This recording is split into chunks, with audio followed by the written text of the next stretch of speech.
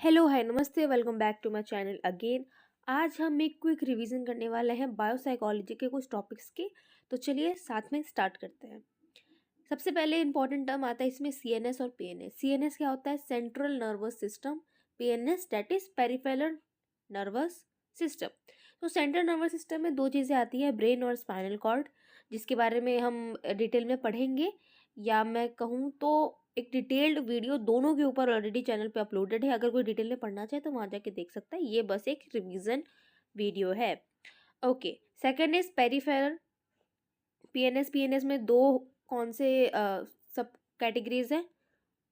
Autonomic and somatic. So autonomic में again दो चीज़ें आती हैं, parasympathetic and sympathetic nervous system. Parasympathetic nervous system में क्या होता है? हमारा बॉडी में जितने भी रेस्ट और डाइजेस्ट वाले सिस्टम होते हैं, लाइक नॉर्मल ब्रीदिंग करना, डाइजेशन करना, खाना पीना, उसको डाइजेस्ट करना, होम्योस्टेसिस पे रहना बॉडी के, ये सारी किस में आती है चीज़ें? पैरासिम्पैथेटिक में। वही अगर एड्रेनलिन रश की बात करें या फाइट या फ्लाइट मोड की बात करें, डर की बात करें, हमें डर लग रहा है, हमें इमोशन फील हो रहा है, हमें एक्सट्रीमली कहीं डर लग रहा है, हमको भागना है, आफ्टर रनिंग जो फील होता है, वो सारी चीज़ें कहाँ पे कंट्रोल होती है वॉलंटरली? सिंपैथेटिक नर्वस सिस्टम में। अब सीएनएस में एक चीज़ आती है, रिफ्लेक्स एक्शन। रिफ्लेक्स एक्शन का मतलब क्या होता है? ये पहली बात तो इनवॉलंटरी है एंड ये बहुत ज़रूरी है सर्वाइवल के लिए। कभी कभी होता है हमको अचानक से गर्म चाय हमने देखी नहीं और हमारे से गर्म पतीला टच हो गया, या कोई भी गर्म यूटेंसिल या गर्म चाय हमारे हाथ पे गिर गई थोड़ी सी, तो हमको एक सडन एक्शन लेते हैं, हाथ सडनली हाथ हमारा पीछे होता है ताकि हमारा हाथ हार्म ना पहुंचे हमारे हैंड को और नुकसान ना पहुंचे। तो ये क्यों होता है? इसी को बोलते हैं रिफ्लेक्स एक्शन। ये होता कैसे है देखते हैं।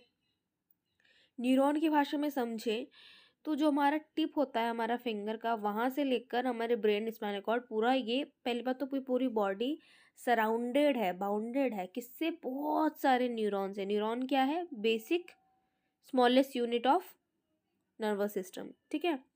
तो ये जो स्मॉलेस्ट बेसिक यूनिट है जो कि हम न्यूरॉन है, तो ये न्यूरॉन से पूरी हमारी बॉडी बाउंडेड है, जिससे मैसेजेस पास होते हैं बॉडी के अंदर कि अब हमें हाथ उठाना है, अब हमें हाथ नीचे करना है, अब हमें चलना है, अब हमें दौड़ना है, अब हमें बैठना है, अब हमें खाना है, अब हमें जो भी चीज़ें करनी है।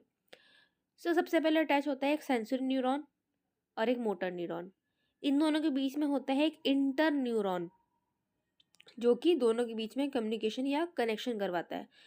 एक इन्फॉर्मेशन आएगा डेंड्राइट्स पे, वो थ्रू द बॉडी सोमा पूरा ट्रैवल होगा एक्सॉन से होते हुए माइलिन शीथ वाला जो पार्ट है, ये वाला देखिए, इस पार्ट से पूरा होते हुए वो जाएगा और लास्ट में जो रिफ्लेक्स आर्क जहाँ लिखा है, यहाँ पे उसके नर्व एंडिंग्स होते हैं जो कि आपको रूट जैसा दिख रहा है। इसके बाद दोबारा ये वाला प्रोसेस चालू हो जाएगा। सो एक मैसेज एक न्यूरॉन से दूसरे न्यूरॉन, दूसरे न्यूरॉन से तीसरे न्यूरॉन करते करते ये हमारे ब्रेन में जाता है और सिग्नल पहुंचाता है कि भाई कुछ गर्म चीज़ है, कुछ थ्रेटनिंग चीज़ आई है, इसको बचाओ, इसको बचाव करो, हाथ हिलाओ, पैर हिलाओ, या भागो, या रुको, कहीं छुपो, ऐसे करके, ठीक है। ये सब हमें पता है। अब यूनिपोलर फंक्शंस क्या होते हैं? जैसे बायोपोलर, जैसे कि स्किन रिसेप्टर्स पे होते हैं, जिसको पेनिसिलियन बोलते हैं ना।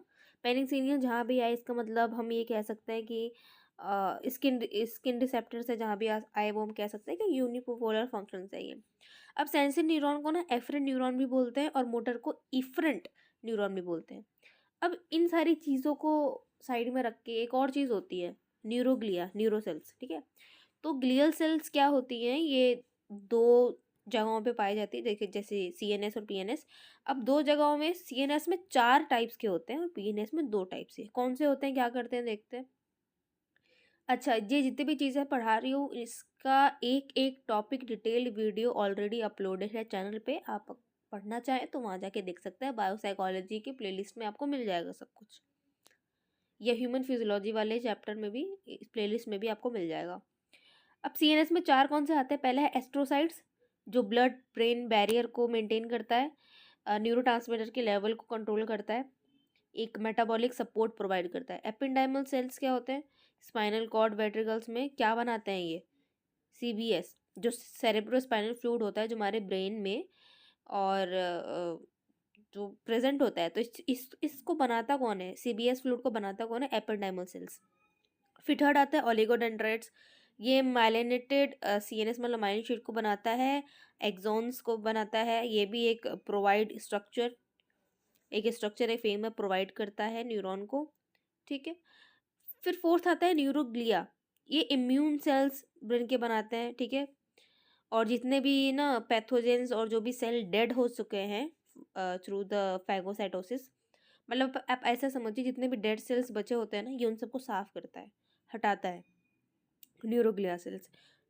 अब आपको एक बात समझ में आ रही होगी कि न्यूरोग्लिया का मतलब क्या है। न्यूरो मतलब न्यूरॉन, ग्लिया मतलब ग्लू, मतलब उससे चिपकना। कोई भी चीज़ हमसे एक एडिशनली चिपकेगी तो वो सपोर्ट प्रोवाइड करेगी, तो यही ये यहाँ काम कर रहा है। पीएनएस में दो टाइप के और होते हैं, सैटेलाइट और सुजवान सेल्स। सो सैटेलाइट में देखिए, surround neuron cells bodies in ganglia and control neurotransmitter levels. और सीएनएस में कौन न्यूरोट्रांसमीटर की लेवल कंट्रोल कर रहा था, एस्ट्रोसाइट्स। वही पूछे कि पीएनएस में कौन करेगा न्यूरोट्रांसमीटर का लेवल्स कंट्रोल, कौन करेगा, सैटेलाइट। अब श्वान सेल्स में क्या होता है, ये भी माइलिनेटेड वाली चीज़ है। अब सीएनएस में माइलिनेटेड सीएनएस कहाँ रहा था, ओलिगोसाइट। और माइलिनेटेड पीएनएस वाली चीज़ जो न्यूरॉन है वो कहाँ आएगा, उसका रीजनरेशन का जो पार्ट है कहाँ होगा, पीएनएस में। किसके द्वारा, श्वान सेल्स के द्वारा। अब न्यूरॉन के अंदर देखिए, न्यूरॉन हमने अच्छे से पढ़ लिया। अब कोई भी एक्शन होता कैसे है, ये हम बहुत अंदर न्यूरल एक्शन की बात कर रहे हैं, पोटेंशियल की बात कर रहे हैं। आपने ये सब लाइन सुनी होंगी। तो जब एक सेल, ठीक है, एक सेल मेम्ब्रेन रेस्ट पे होता है, मतलब रेस्टिंग पोटेंशियल पे होता है, तो उसके अंदर क्या होता है, एक यहाँ पे लाइन लिखी है, यहाँ पे परमिएबल और इम्परमिएबल। आप ऐसे समझिए कि एक छन्नी है जिससे जब हम चाय छानते हैं तो उसकी पत्ती ऊपर रह जाती है और चाय नीचे आ जाती है, ठीक है। तो जो चीज़ नीचे आ रही है वो परमिएबल है, मतलब चाय, मतलब यहाँ पे परमिएबल क्या है, पोटेशियम। तो पोटेशियम आयन नीचे जा सकते हैं, और जो छनेगा, मतलब जो अंदर नहीं जा सकता during resting potential of membrane, वो है सोडियम। सोडियम नहीं जा सकता उस टाइम पे, और पोटेशियम जा सकता है। अब यहाँ पे ना इलेक्ट्रिकल चार्ज में कैसे डिफरेंस आएगा, देखिए अंदर की साइड जो है पॉजिटिव कम है, मतलब Na कम है, क्योंकि सोडियम Na इम्परमिएबल था, वो तो जा नहीं सकता था अंदर। तो अंदर सोडियम कम है, बाहर हम कह सकते हैं सोडियम ज़्यादा है। अब अंदर सोडियम कम है, सोडियम मतलब पॉजिटिव, तो अंदर पॉजिटिव।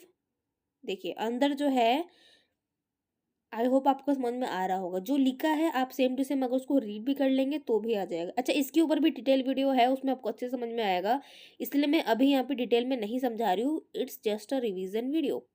सो आउटसाइड जो है नेगेटिव चार्ज जो है वो कम रहता है, अंदर ज़्यादा रहता है। और आउटसाइड, आउटसाइड क्या, जो सोडियम है वो तो बाहर था, मतलब वो बाहर ज़्यादा है, मतलब मोर Na पॉजिटिव बाहर होगा। It is so simple.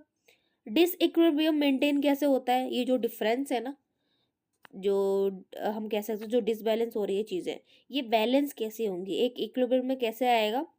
देखिए पहला केमिकल प्रेशर और दूसरा इलेक्ट्रिकल प्रेशर कैसे काम करेगा। केमिकल प्रेशर क्या होगा, Na को ना अंदर की तरफ खींचेगा और पोटेशियम को बाहर फेंकेगा। देखिए, दो पोटेशियम को बाहर फेंकेगा और तीन सोडियम को अंदर लाने की कोशिश करेगा, ताकि वो बैलेंस होता जाए होता जाए होता जाए। यहाँ देखिए रेस्टिंग पे क्या सीन चल रहा था, राइट।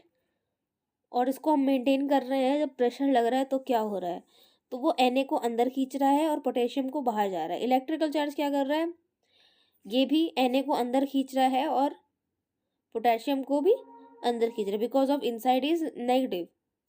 सो ये इस तरीके से तीन तीन अंदर लेके दो बाहर फेंक रहा है, ताकि वो जो डिसइक्विलिब्रियम है, जो डिफरेंस है दोनों में, देखिए जो डिफरेंस है दोनों में, ये मैनेज हो पाए। या देखिए इसको ऐसे एक्सप्लेन किया है डेट कोई भी अगर चीज़, अगर हमें कोई स्टिमुलस फील करवाना है ना, कई बार होता है ना, हमें मच्छर सामने बैठा है हमारे हाथ पे पर हमको फील नहीं होता, पर एक पर्टिकुलर पॉइंट ऐसा आता है जब हमको पता चलता है कि अच्छा मच्छर काट रहा है और हमको अचानक से ध्यान जाता है, तो वो स्टिमुलेशन फील करने के लिए कितनी एनर्जी हमारे मतलब मिनिमम थ्रेशोल्ड कितना रिक्वायर्ड होता है फॉर द एक्शन, -55 MV। ठीक है, ये ग्राफ है, ये पूरा कॉन्सेप्ट मैंने आपको समझा रखा है एक सेपरेट वीडियो में, आप जरूर जाके चैनल पे देख सकते हैं या डिस्क्रिप्शन बॉक्स चेक कर ले। अब गाड़ी को चलाने के लिए फ्यूल चाहिए, पेट्रोल चाहिए, डीजल चाहिए। ब्रेन को चलाने के लिए क्या चाहिए? ग्लूकोज। तो ये कैसे आयन का आदान प्रदान हो रहा है, इनसाइड आउटसाइड कैसे हो रहा है, हमारे बॉडी में काम कैसे कर रहा है, जो मैं अभी बोल रही हूँ आप सुन रहे हो, ये हम समझ कैसे आ रहा है, ये अंदर प्रोसेस कैसे चल रहा है, थ्रू द न्यूरॉन पोटेंशियल। ठीक है, न्यूरॉन एक्शन, एक्शन पोटेंशियल, आपने ये सब लाइन सुनी होगी। सो आप प्लीज़ जाके ये कॉन्सेप्ट देखिए, अगर आपका क्लियर है तो आपको कोई ज़रूरत नहीं देखने की, आप ये रिविजन वीडियो ही देख लिए। न्यूरोट्रांसमीटर की बात करें, दो टाइप के होते हैं, एक्साइटेटरी, इनहिबिटरी। एक्साइटेटरी मतलब किसी चीज़ को स्टार्ट करना, किसी चीज़ को बढ़ाना। इनहिबिटरी मतलब किसी चीज़ को रोक देना। अब क्विक रिविजन, सिंपैथेटिक क्या था? Fight and flight. पैरासिम्पैथेटिक क्या था? Rest and digest.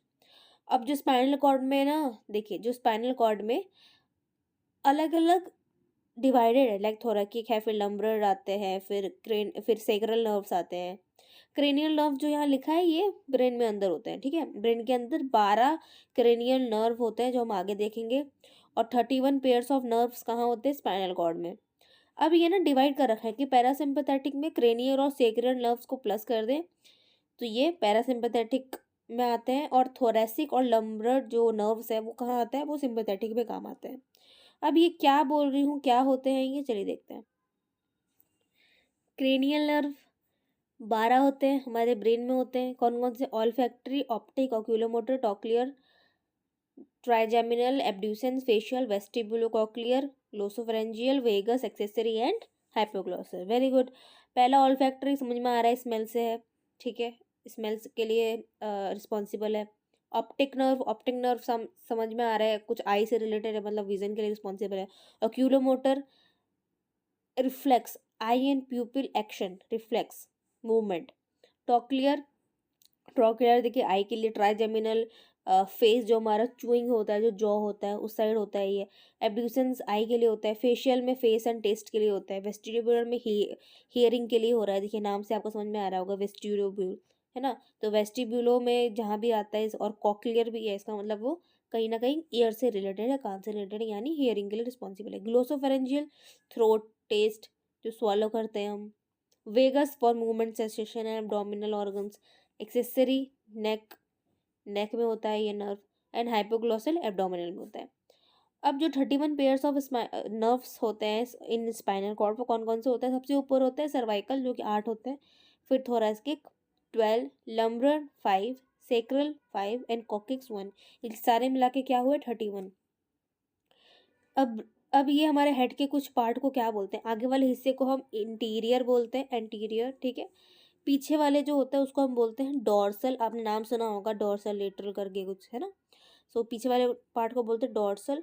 और वेंट्रल, जिसमें मोटर नर्व्स आती है मेनली, वेंट्रल यानी ये जॉ वाला पार्ट आगे की तरफ, इस पार्ट को हम वेंट्रल बोलते हैं। सो एंटीरियर, डॉर्सल एंड वेंट्रल।